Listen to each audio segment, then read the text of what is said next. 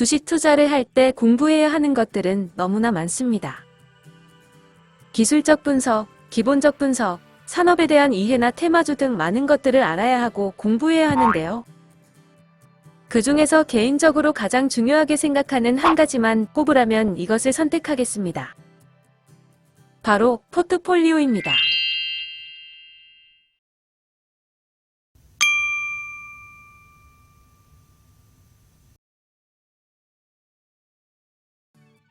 주식을 하는 사람이라면 계란을 한 바구니에 담지 말라라는 격언을 한 번쯤은 들어보셨을 텐데요. 포트폴리오를 구성하여 분산 투자를 하는 이유가 바로 계란을 한 바구니에 담지 않기 위해서입니다. 예를 들어 LG화학, SK이노베이션, 삼성 SDI, 일진머티리얼즈, 포스코 ICT에 각각 100만원씩 분산 투자하였습니다. 포트폴리오는 분산해서 투자하는 것이라고 하였기 때문에 이것은 분산 투자를 했다고 볼 수 있을까요?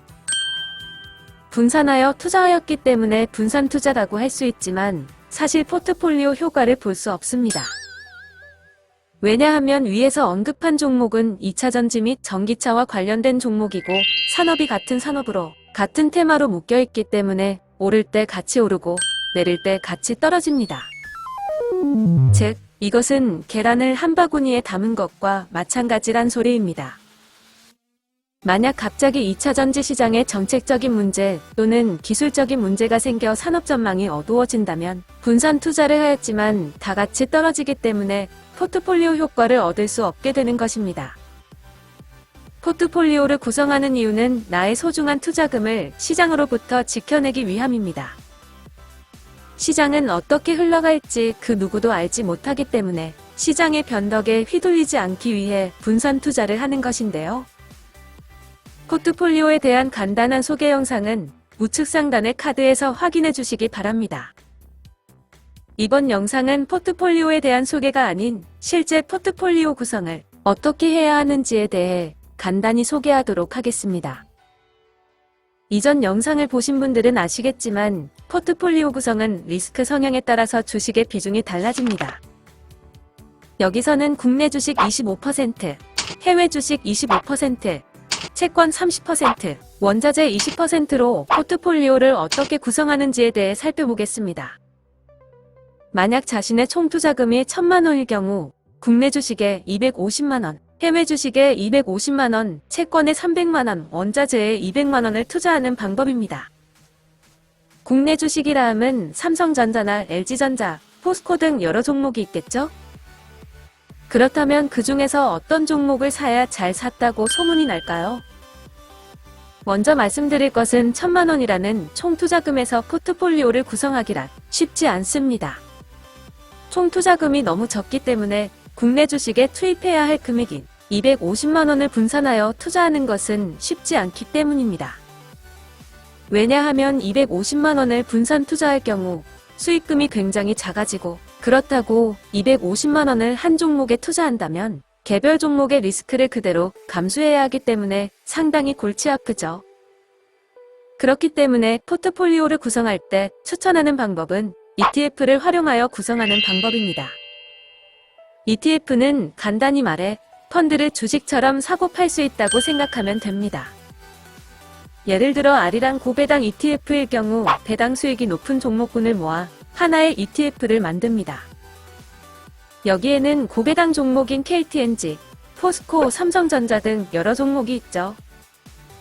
이러한 아리랑 고배당 ETF를 매수할 경우 이 ETF에 구성되어 있는 종목 모두를 분할하여 투자한 것과 같은 효과를 볼 수 있기 때문에 자동으로 분산 투자의 효과를 누릴 수 있습니다. 그렇기 때문에 ETF를 활용하여 투자한다면 아주 간단하게 선물이든 채권이든 원자재든 주식업종 등을 포트폴리오로 구성할 수 있습니다. 다시 본론으로 넘어와서 주식 25%를 국내 주식으로 구성해야 하기 때문에 간단하게 코덱스 200이라는 종목을 선택해 보겠습니다. 이 ETF는 코스피 지수를 추종하는 ETF입니다. 쉽게 말해 코스피가 오르면 오르고 떨어지면 떨어지는 ETF입니다. 그럼 이렇게 쉽게 국내 주식에 250만원 투자가 완료되었습니다.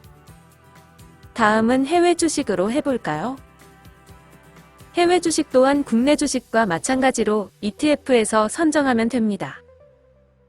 꾸준한 우상향을 보이는 미국 지수를 추종하는 타이거 미국 나스닥 100 ETF를 선정하겠습니다. 같은 이치로 채권은 코덱스 국채선물 10년 ETF를, 원자재는 코덱스 구리선물 ETF를 선정하였습니다. 그렇다면 현재 포트폴리오 구성은 국내 주식은 코덱스 200, 해외 주식은 타이거 미국 나스닥, 채권은 코덱스 국채선물 10년, 원자재는 코덱스 구리선물로 구성하였습니다. 그렇다면 왜 포트폴리오를 투자자산별로 나눈 이유는 무엇일까요? 그것은 바로 방향성이 다른 자산으로 포트폴리오를 구성해야 하기 때문입니다. 예를 들어 국내 주식과 해외 주식이 정방향이라고 가정해봅시다. 그렇다면 채권은 주식이 상승할 때 조정받을 수 있는 확률이 높은 음의 방향입니다. 즉, 주식이 올라가면 채권이 떨어지고 채권이 올라가면 주식이 떨어진다는 것입니다. 또한 원자재의 경우 어떠한 원자재를 선택했는지에 따라 다르겠지만 구리 같은 경우는 경기 변동 국면에서 회복기에 먼저 상승할 수 있는 특징이 있습니다. 즉, 경기가 좋아지기 시작할 때 먼저 움직이는 선행지표가 바로 구리라고 생각하시면 이해하기 쉬울 것입니다. 그렇다면 구리의 방향성은 정의 방향과 가깝겠죠? 시장은 장기적으로 보면 우상향하기 때문에 정의 방향으로 설정해주는 것이 옳다고 볼 수 있습니다. 하지만 변동 리스크가 존재하기 때문에 시장이 하락했을 때 손실을 최소한으로 줄여줄 수 있는 음의 방향도 넣어주어야 한다는 뜻입니다. 위의 포트에서는 정의 방향 70%, 음의 방향 30%로 포트폴리오를 구성하였고 정의 방향은 크게 세 가지 자산으로 분류해 놓았다고 볼 수 있는 것입니다.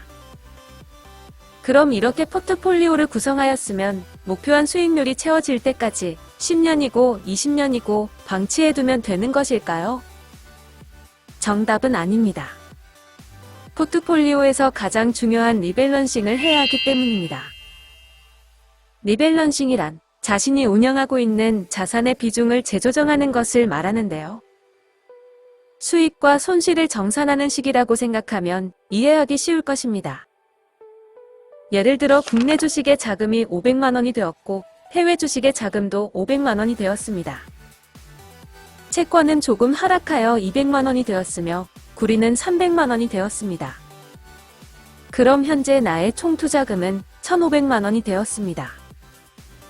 기존의 1,000만 원에서 500만 원을 더 벌었다는 이야기겠죠?